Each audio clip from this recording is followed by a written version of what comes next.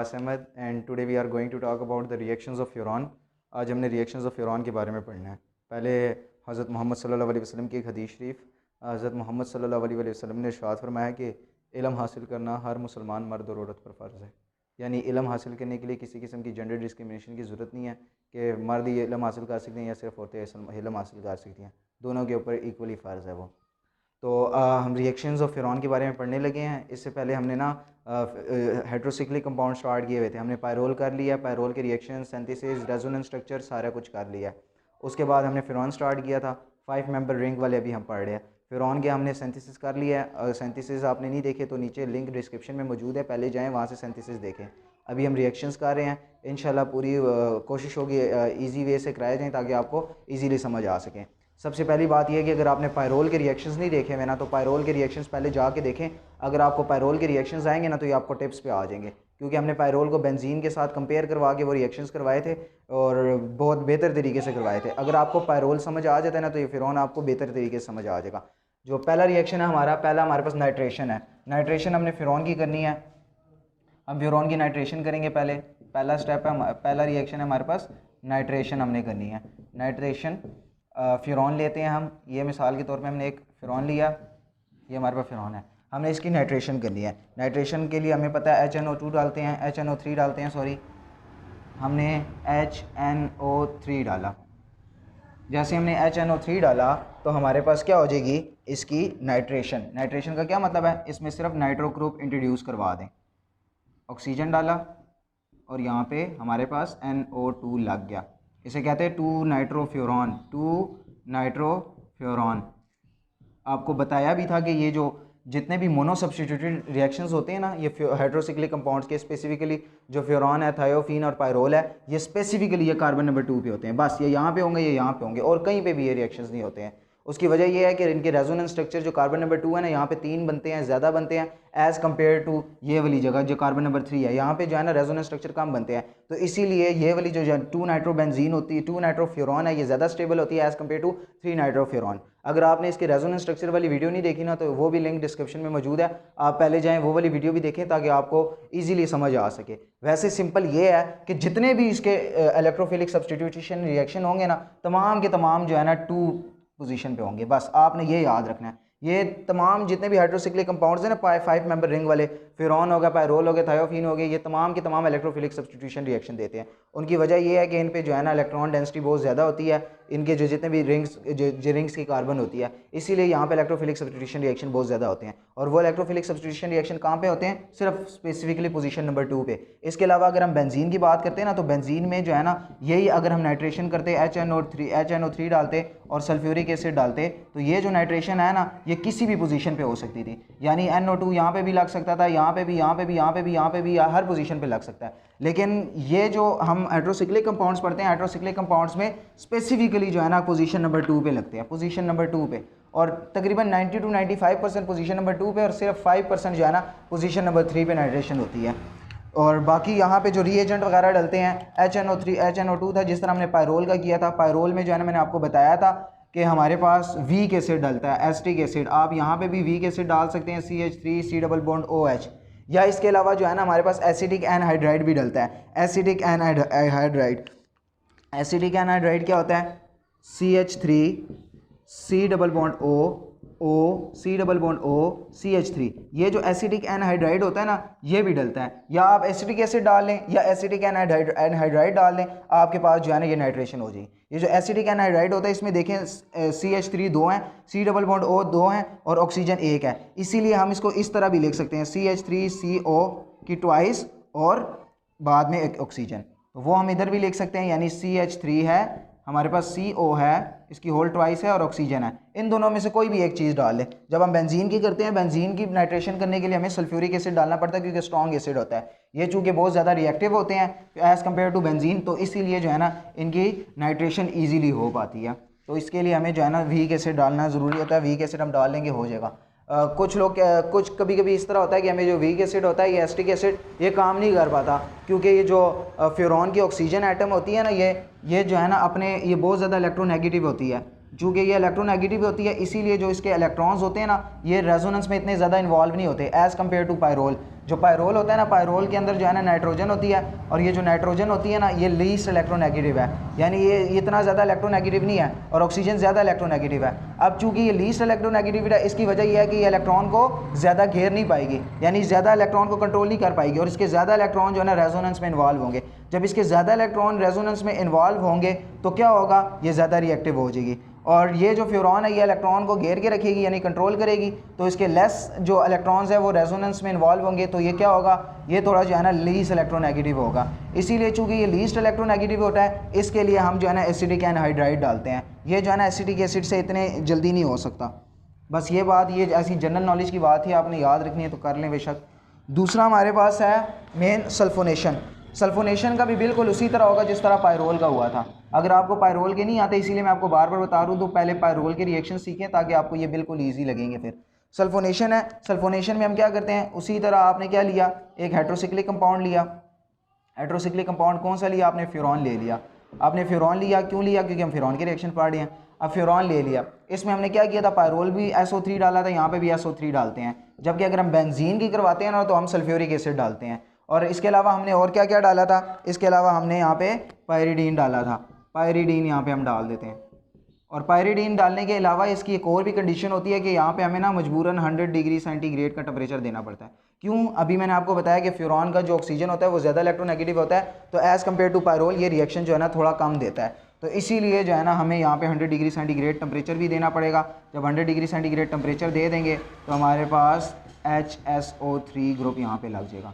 इसे हम कहेंगे टू सल्फोनिक फ्यूरॉन कहते हैं, सल्फोनिक एसिड फ्यूरॉन भी कह सकते हैं, या टू जो है ना फ्यूरॉन सल्फोनेट भी कहते हैं। टू फ्यूरॉन सल्फोनिक एसिड कहते हैं, सॉरी। ये हमारे पास सल्फोनिक सल्फोनेशन का रिएक्शन भी हो गया। नेक्स्ट हमारे पास तीसरा रिएक्शन है। तीसरे रिएक्शन में हमने करनी है हेलोजिनेशन। तीसरा हमारे पास हेलोजिनेशन, हमने इसकी हेलोजिनेशन करनी है। हेलोजिनेशन करेंगे फ्यूरॉन की। हमने दोबारा एक फ्यूरॉन लिया, फ्यूरॉन की हेलोजिनेशन करनी है। हम सिंपल Br2 डाल देंगे या Cl2, जो मर्जी डालना है डाल दें। इसकी जो हेलोजिनेशन होती है ना उसके लिए हमें एक स्पेसिफिक कंपाउंड डालना पड़ता है जिसे कहते हैं डाईऑक्सेन, और तकरीबन 0 डिग्री सेंटीग्रेड पे ये रिएक्शन होता है। ये डाईऑक्सेन बड़ा इंपॉर्टेंट कंपाउंड है। जिस तरह हमारे पास बेंजीन होती है ना, आपने बिल्कुल बेंजीन की तरह एक कंपाउंड बनाना है, और इसकी जो ऊपर वाली साइड होती है, ऊपर वाली कार्बन यहाँ पे एक ऑक्सीजन डाल देना है, एक नीचे वाली साइड पे ऑक्सीजन डाल देना है। ये हमारे पास डाईऑक्सेन बन जाता है। कैसे बनता है डाईऑक्सेन, हम जिस तरह बेंजीन बनती है अंदर सिंगल बॉन्ड होते हैं, ये बात याद रखिएगा। यहाँ पे जो ऊपर वाली कार्बन है एक ऑक्सीजन यहाँ पे आ जाता है, और एक जो नीचे वाली कार्बन है एक ऑक्सीजन यहाँ पे आ जाता है। इस तरह के कंपाउंड को हम डाईऑक्सेन कहते हैं। ये वाला कंपाउंड हम डालते हैं इसमें। ये डाईऑक्सेन जो है ना बड़ा इंपॉर्टेंट कंपाउंड है। जब जैसे हम डाईऑक्सेन डालते हैं और 0 डिग्री सेंटीग्रेड पे इसका रिएक्शन करवाते हैं तो हमारे पास क्या हो जाती है, हेलोजिनेशन हो जाती है। ये हेलोजिनेशन हमारे पास हो जाती है, और दूसरे कार्बन पे हमारे पास एक Br लग जाता है। इसे 2 ब्रोमो फ्यूरॉन कहते हैं, 2 ब्रोमो फ्यूरॉन। ये हमारे पास सिंपल रिएक्शन हो गया हेलोजिनेशन वाला भी। नेक्स्ट रिएक्शन है हमारे पास, जितने रिएक्शन बेंजीन के थे, जितने रिएक्शन पायरोल के थे, तकरीबन उतने ही रिएक्शन फ्यूरॉन के भी हैं। तमाम के जो है ना रिएक्शन सेम ही होते हैं। अगर आपको एक पायरोल समझ आ गया, आगे फ्यूरॉन में समझ आ जाएगा, और तीसरा वाला भी आपको समझ आ जाएगा। आगे नेक्स्ट है हमारे पास Friedel Crafts acylation. Friedel Crafts acylation करनी है। फ्रीडल क्राफ्ट एसाइलेशन जिस तरह हमने पायरोल की थी, बिल्कुल इस तरह इसकी भी करेंगे। हमने फ्यूरॉन लिया, एक फ्यूरॉन लेने के बाद ये मिसाल के तो हमने फ्यूरॉन ले लिया। फ्रीडल क्राफ्ट एसाइलेशन के लिए हमने क्या डाला था, जब हम बेंजीन की करते थे तो हम CH3C+CL, ये जो है ना एसिटाइल क्लोराइड डालते थे हम बेंजीन की करने के लिए। लेकिन चूँकि अब हम इसकी करते हैं तो इसके लिए जो है ना, जो जितने भी ये हाइड्रोसिक्लिक कंपाउंड होते हैं, थायोफीन हो गया, पायरोल हो गया, फ्यूरॉन हो गया, इसके लिए हम एसिटिक एनहाइड्राइड डालते हैं। एसिटिक एनहाइड्राइड CH3C+O CH3, ये एसिटिक एनहाइड्राइड डालते हैं। जैसे ही एसिटिक एनहाइड्राइड डालते हैं ये बॉन्ड यहाँ से टूट जाता है और हमारे पास इसकी एसाइलेशन हो जाती है। जो कंपाउंड बना है इसका नाम है 2-एसिटाइल फ्यूरॉन। 2-एसिटाइल फ्यूरॉन। क्या किया हमने, सिंपली जो है ना एसिडिक एनहाइड्राइड के साथ फ्यूरॉन का रिएक्शन करवा दिया। तो और हमारे पास एसिडिक एनहाइड्राइड के साथ जैसे फ्यूरॉन का रिएक्शन हुआ है, यहाँ पे हमारे पास इसकी एसाइलेशन हो गई है और इसका नाम है 2 एसिटाइल फ्यूरॉन। यहाँ पे हम BF3 भी डालते हैं। BF3 जब डालते हैं इनका रिएक्शन और ज़्यादा फास्ट हो जाता है और अच्छा हो जाता है। तो ये हमारे पास फ्रेडल ग्राफ एसाइलेशन भी थी, फ्रेडल ग्राफ एसाइलेशन भी है। अब नेक्स्ट हम करेंगे, हमारे पास रह गया ऑक्सीडेशन और रिडक्शन रिएक्शन। पहले हम रिडक्शन कर लेते हैं, उसके बाद जो है ना देखेंगे ऑक्सीडेशन को। रिडक्शन करनी है, हम दोबारा रिडक्शन के लिए हम दोबारा फ्यूरॉन लेंगे। फ्यूरॉन लिया, ऑक्सीजन लिया। रिडक्शन का हमें मतलब पता है कि हमने क्या करना है, रिमूवल ऑफ ऑक्सीजन करनी है या जो है ना हम एडिशन ऑफ हाइड्रोजन या इलेक्ट्रॉन कर सकते हैं। तो रिमूवल ऑफ ऑक्सीजन तो हम कर नहीं सकते, क्योंकि अगर रिमूवल ऑफ ऑक्सीजन कर देंगे तो फ्यूरॉन का जो रिंग स्ट्रक्चर है वही डिस्ट्रॉय हो जाएगा। तो हम क्या करते हैं, इसमें एडिशन ऑफ हाइड्रोजन कर देते हैं, यानी हम इसमें हाइड्रोजन ऐड कर देते हैं। जब ऐसे ही हम इसमें हाइड्रोजन ऐड करेंगे तो क्या होगा, हाइड्रोजन किसकी मौजूदगी में ऐड होते हैं, जैसे हमारे पास CH2 था, अल्कीन था। अल्कीन की अगर हमने हाइड्रोजनेशन करनी होती थी तो हम क्या करते थे, निकल डालते थे, 200 से 300 डिग्री सेंटीग्रेड तक टेम्परेचर देते थे और हमारे पास ये बन जाता था अल्केन CH3। बिल्कुल इसी तरह इसकी भी हमने हाइड्रोजनेशन करनी है। हाइड्रोजनेशन करेंगे निकल की मौजूदगी के अंदर। निकल की मौजूदगी में जैसे इसकी हाइड्रोजनेशन करेंगे और टेम्परेचर जो है ना थोड़ा बहुत दे देंगे, ठीक है, 100 डिग्री सेंटीग्रेड तक तकरीबन थोड़ा सा टेम्परेचर देते हैं, तो इसकी जो है ना फ़ौरन हमारे पास रिडक्शन हो जानी है। इसकी जैसे ही रिडक्शन होगी हमारे पास, सिंपल रिडक्शन में क्या होगा कि इसकी जो डबल बॉन्ड है ये ख़त्म हो जाएगी, यानी इसके जो H2 हैं वो ख़त्म हो जाएंगे और H रह जाएंगे, क्योंकि हाइड्रोजन की एडिशन हुई है। जिस तरह यहाँ पे भी डबल बॉन्ड था, डबल बॉन्ड सिर्फ ख़त्म होकर एक हाइड्रोजन ऐड हो गया। तो ये हमारे पास जो है ना हाइड्रोजनेशन इसकी हो गया, इसे ये हमारे पास इसकी रिडक्शन हो गया। और ऑक्सीजन जो हमारे पास होता है, ऑक्सीडेशन अगर हम इसकी करें तो ऑक्सीडेशन हमारे पास जो है ना इसकी रिंग को डिस्ट्रॉय कर देती है, ऑक्सीडेशन बड़ी कम होती है इसकी। और स्पेसिफिकली अगर ये हमारे सेल्स के जो साइटोप्लाज्म होता है उसके अंदर होती है, अगर ये इसकी ऑक्सीडेशन हो जाती है तो इससे फ्यूरॉन रेडिकल्स बनते हैं और वो जो फ्यूरॉन रेडिकल्स होते हैं वो हमारे DNA के अंदर जाकर DNA को ही काट देते हैं, डिस्ट्रॉय करते हैं, ठीक है, और वो हमारी बॉडी को नुकसान पहुँचा सकते हैं।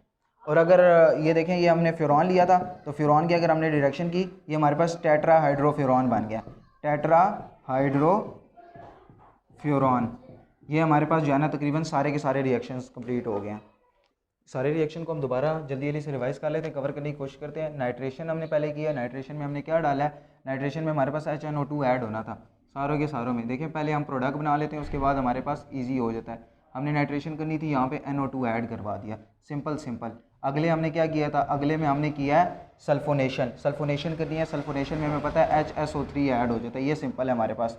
अगले रिएक्शन में हमने क्या किया, अगले में हमारे पास दोबारा फ्यूरॉन, हमने Br2 हमने हेलोजिनेशन करनी थी तो Br ऐड हो गया, सिंपल 2 पोजीशन पे सारे कुछ ऐड होता जा रहा है। इसके बाद हमने फ्रीडल काफ एसाइलेशन करनी थी, हमारे पास क्या हो गया, एसाइल ग्रुप ऐड हो गया, C डबल बॉन्ड O और CH3, ये हमारे पास एसाइल ग्रुप ऐड हो गया। उसके बाद हमने रिडक्शन करनी थी तो हमारे पास क्या हो गया, सिंपल इनकी डबल बॉन्ड ख़त्म हो गई है, तो हमारे पास ये रिड्यूस हो गया, टेट्राहाइड्रोफ्यूरॉन बन गया हमारे पास, टेट्राहाइड्रोफ्यूरॉन बन गया हमारे पास। इसको जो है ना ये 2 एसिटाइल फ्यूरॉन बन गया, उसी तरह 2 ब्रोमोफ्यूरॉन बन गया, और ये हमारे पास जो है ना 2 फ्यूरॉन सल्फोनिक एसिड बन के ये 2 नाइट्रोफ्यूरॉन बन गया। इसके हम जो है ना वो देख लेते हैं कि क्या क्या चीज़ हमने ऐड की थी। यहाँ पे जब हमने HNO3 के साथ इसका रिएक्शन करवाया, यानी इसकी नाइट्रेशन करवाई है, नाइट्रेशन करवाने के लिए मैंने आपको बताया CH3 C double bond O की ट्वाइस और O, यानी हमने एसिडिक एनहाइड्राइड ऐड किया था। यहाँ पे एसिडिक एनहाइड्राइड ऐड किया था। जब हमने पायरोल की करवाई थी, मैंने आपको बताया पायरोल में हमने स्पेसिफिकली एसिटिक एसिड ऐड किया था, यहाँ पे भी एसिटिक एसिड ऐड कर सकते हैं। SO3 है, हमने क्या करवानी है इसकी सल्फोनेशन के लिए हम क्या ऐड करते हैं, हम पायरिडीन ऐड करते हैं।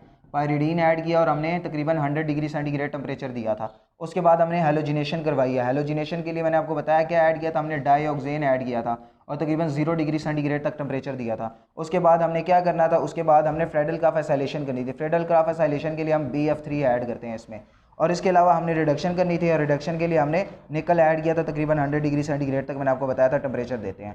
तो ये सारे के सारे रिएक्शन है, सम अप मैंने कर दिए हैं, रिवाइज कर दिए हैं। ये 5 के 5 तकरीबन 6-7 रिएक्शन है, ये फ्रेडल वो देते हैं, फ्यूरॉन देते हैं। उम्मीद है कि आपको वीडियो पसंद आई होगी।